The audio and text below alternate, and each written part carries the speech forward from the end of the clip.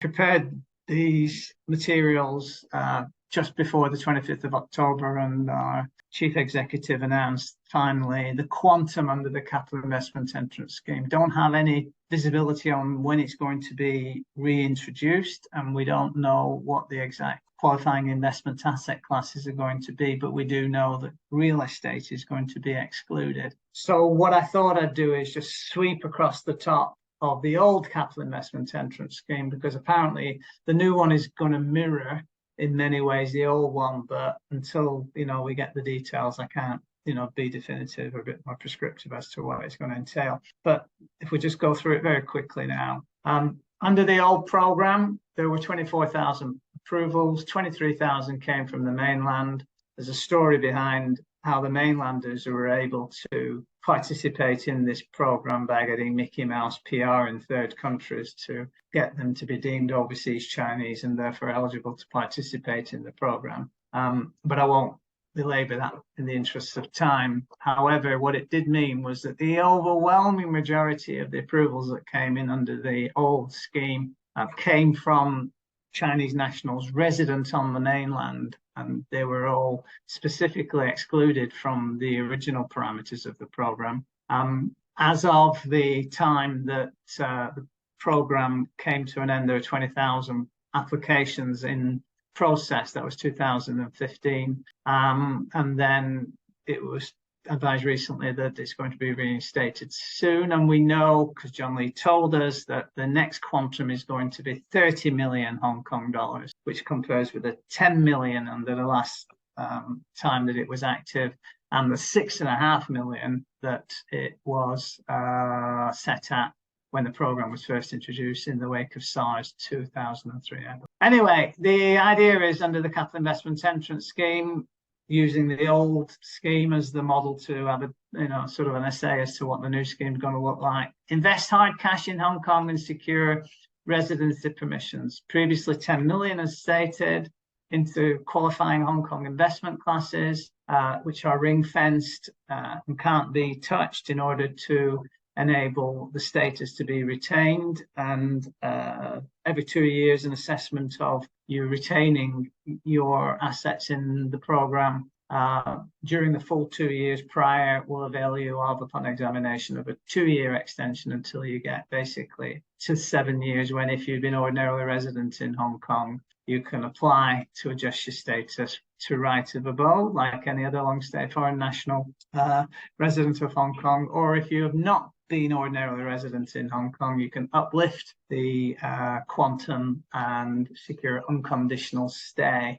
instead. And I'll talk about unconditional stay, which is merely an administrative convenience and doesn't afford any rights per se, but it does allow you to get access to your money again, and you can come and go through and in and out of Hong Kong unconditionally, basically forevermore, so long as you spend at least in Hong Kong on one occasion in a 3-year given period. But I'll touch upon that in the context of the unconditional stay part of the presentation. So if you get a CIES visa, or you under the old scheme at least, legal spouse and married children under 18 get dependent visas.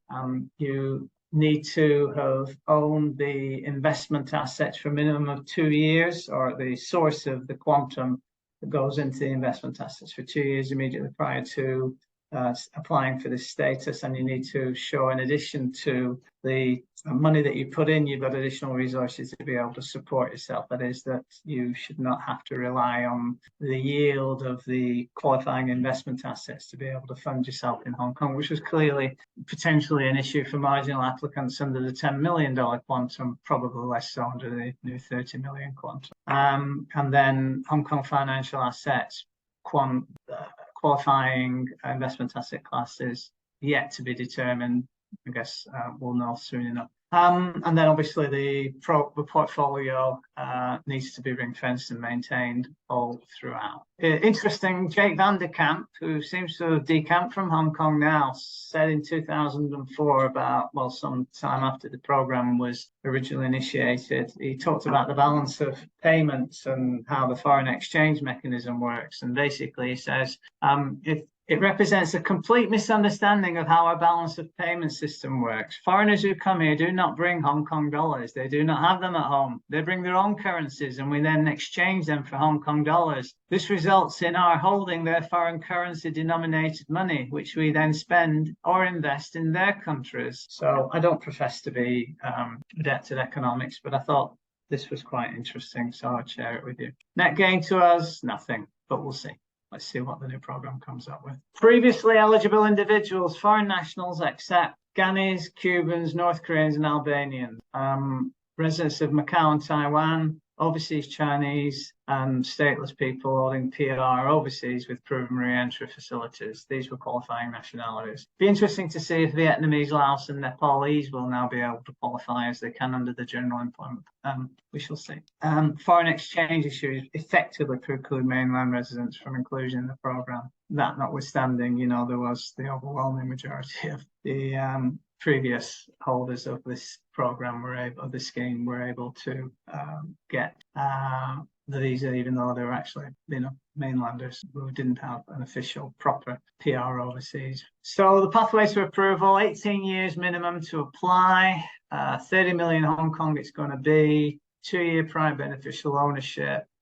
Once you get the approval in principle, you invest within 6 months. You can't have an adverse immigration record in Hong Kong or anywhere else. And you need to obviously have resources over and above the 30 million that you're going to put into the program in order to qualify. So these were the old qualifying investment asset classes. So I guess we'll wait and see. There's been rumors about certain VC funds being in play, certain assets that might, you know, be promulgated or partially owned by those providers of accredited programs. I really don't know. Your guess is as good as mine, but let's just wait and see. This is what it used to be like. I think it's fair to say that all of these will be included, but I expect it's going to be extended because John Lee said it was going to be, but I don't know what it's all about. So the approval outcomes are you invest in the 6 months immediately prior to application submission, or you'll invest within 6 months of getting the approval in principle. If you get the approval in principle, they give you an extended visitor visa. You then make your investment, and then you get your formal approval, and then you get a 2-year visa, landing anytime within 2 years after visa issue. And then, as I say, the 2-year extension is available if the portfolio is maintained in the period immediately prior to submitting applications for extension. And the end game is after 7 years, you apply for right of abode or unconditional stay.